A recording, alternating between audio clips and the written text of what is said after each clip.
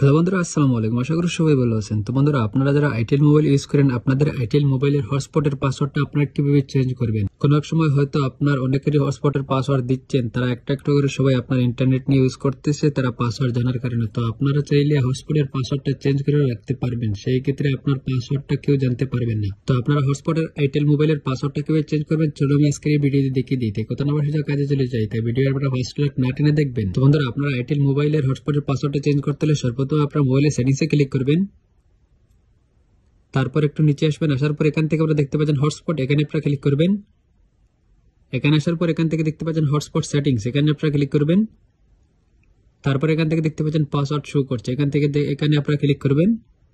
তারপর এখান থেকে আপনার নতুন একটা পাসওয়ার্ড দিয়ে দিবেন। আপনার যদি পুরনো পাসওয়ার্ড থাকে তাহলে সেটা আপনারা ডিলিট করে এখানে আপনার নতুন একটা পাসওয়ার্ড দিয়ে দিবেন। এভাবে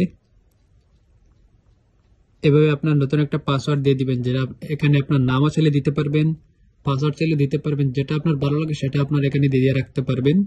তারপর এখান থেকে দেখতে পাচ্ছেন ওকেতে আপনার ক্লিক করবেন। তারপর দেখতে পাচ্ছেন হটস্পটের পাসওয়ার্ড চেঞ্জ হয়ে গেছে। এখান থেকে আমরা দেখতে পাচ্ছেন হটস্পটের পাসওয়ার্ড চেঞ্জ হয়ে গেছে।